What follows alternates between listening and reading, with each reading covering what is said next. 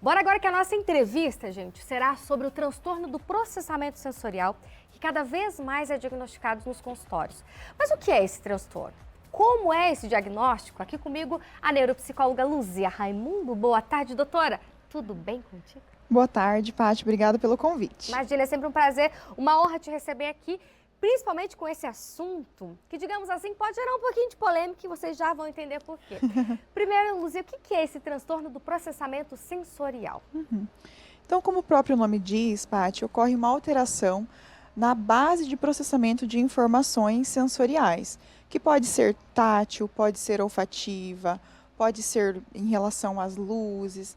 Então, ocorre uma alteração nos pacientes, tanto crianças quanto adultos, na forma com que eles recebem e interpretam essas informações e como se reintegram essas informações com o ambiente. Entendi. E quais seriam, por exemplo, assim, os sinais? Eles se confundem muito com outros transtornos, é isso, Luzia? Isso. O clássico é ser confundido com pacientes com autismo. Porque existem vários critérios diagnósticos no autismo, existem vários critérios diagnósticos no TDAH, né, que é o transtorno de déficit de atenção e hiperatividade, e nas altas habilidades. Esses três são o que as pessoas mais confundem, porque os três podem ter alteração no processamento sensorial, mas eles podem acontecer de forma isolada também. Então, a pessoa pode ter só a alteração sensorial. E é diferente, porque eu vejo hoje no consultório muitos pacientes recebendo diagnóstico de autismo ou de TDAH ou de altas habilidades, não é, a criança só tem uma alteração nas formas de sentir mesmo, né? Então, como que a gente percebe hoje o que mais aparece no consultório?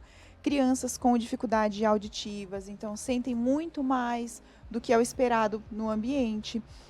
As questões táteis, tecidos, roupas, texturas. Sabe aquela meinha que tem uma costurinha que incomoda? Então as crianças sentem muito mais e sentem até dor quando colocam a meia no pé. A questão de dificuldade de lidar com luzes, sobrecarga de luzes na casa ou na escola. Imagina uma criança com alteração no processamento sensorial dentro de uma sala de aula, onde as crianças gritam, choram, fazem barulho. Estou dando um exemplo aqui, mas existem vários locais públicos que podem ter muito barulho, né?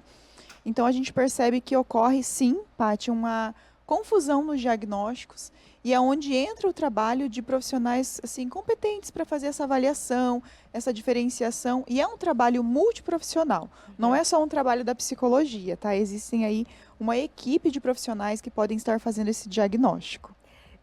Luzia, agora, como diferenciar então, né? Porque já entramos na polêmica já, né? Porque muitas crianças a gente está observando, a gente até comentava, nossa, que boom diagnóstico de autismo, né? O que está acontecendo e tal.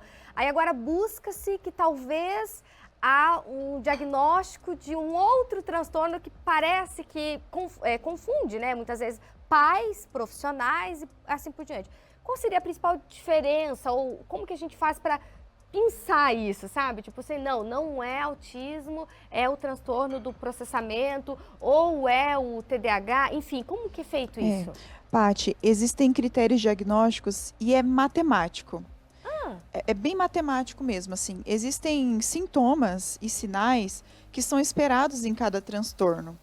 Então, assim, a gente fala, não é tão difícil de diagnosticar, porém tem que ter um olhar amplo, né? Até antes de vir eu estava falando nos meus stories sobre isso, que nós temos que ir além, a gente não pode ficar preso só naquela caixinha de um diagnóstico único.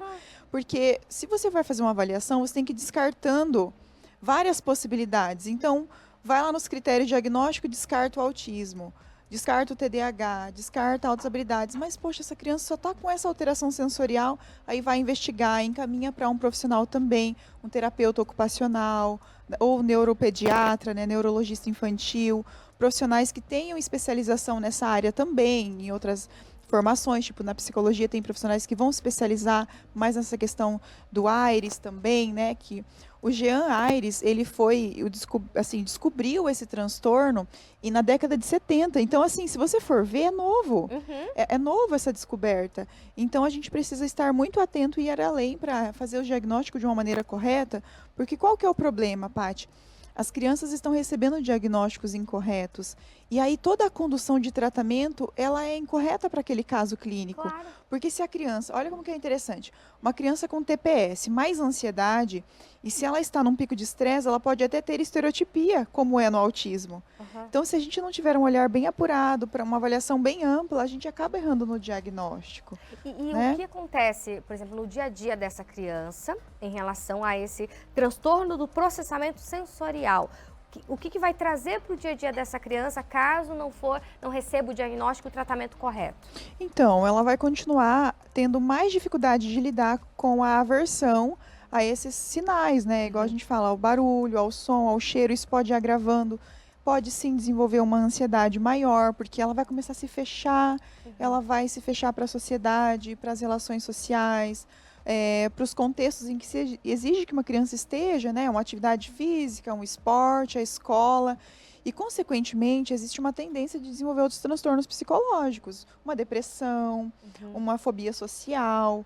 Então, a gente tem que tomar muito cuidado para que o diagnóstico seja o primeiro passo correto para que ela receba o tratamento após isso, né? Então, um tratamento que tem as terapias de integração sensorial, onde ela cada vez mais ela vai se aproximando desses estímulos que são aversivos, porque é tão interessante que é uma alteração cerebral, mas também no processamento do sistema nervoso. Então, quanto mais contato a criança ou o adulto tem com essas sensações que causam aversão, mais o cérebro vai se acostumando. Falando das questões gustativas, por exemplo, a gente tem uma infinidade de crianças com alteração seletividade alimentar. Certo. Então, quanto mais se aproxima, por isso que daí entra uma Nutri também, é um trabalho bem amplo, né, para fazer esse trabalho, a terapia alimentar.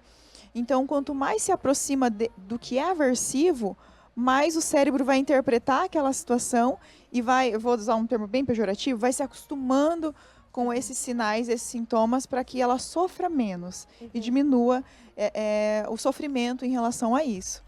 E daí, assim, ele é um tratamento contínuo, Luzia, ou em algum momento, não, cessou, pronto, não tem mais o transtorno? É um pouco difícil falar disso, porque quando a gente fala de tratamento na infância e até mesmo na adolescência, igual foi feita a entrevista anterior, a gente tem que tomar um certo cuidado. Mas a gente sabe que o tratamento diminui, Paty, a frequência, né? A pessoa fica mais saudável, ela tem menos probabilidade de desregulação de humor também, porque o transtorno de processamento sensorial pode auxiliar aí nas desregulações de humor, porque a criança pode ter muita sensibilidade, a gente chama de hipersensibilidade, ou a hipo também. Ela pode ser baixa, tipo, vocês já viram crianças que caem no chão e levanta e parece que não sentiu dor? Como se nada tivesse acontecido. Como tem aqueles também que não sentem daquela forma, ou sentem muito mais, dá uma batidinha, igual eu falei da meia, aquela costurinha ali gera uma dor muito grande. Ou quando tem pessoas que recebem um beliscão e ficam o dia inteiro com aquela dor. Então, realmente tem uma alteração nas percepções e sensações corporais. Né? E, claro, todas as outras também, né? Pode ser na visão, pode ser gustativa, pode ser no toque e por aí vai. Olha só, gente, que interessante. Poderíamos o quê? Ficar muito tempo aqui gostaria. falando sobre esse tema que é tão importante. Então, vamos fazer o seguinte. Para você que tem... Patrícia, a minha criança tá assim, assim, assim. Você quer saber, né? Específico. Muita gente, a gente quer saber o específico. Então, você manda lá pro direct aqui, ó, da Luzia, que ela vai passar o Instagram agora para vocês. Com Qual certeza. É o Instagram, eu respondo sim, tá? Neuropsicóloga, Luzia Raimundo, tudo junto. E tem as unidades clínicas, que às vezes a pessoa não consegue falar comigo, mas fala lá pela clínica, que é Encanté Kids Cascavel e o Instituto Encanté. Perfeito. Luzia, muito obrigada pela presença no Vitrine mais uma vez e até uma próxima. Muito obrigada pela oportunidade.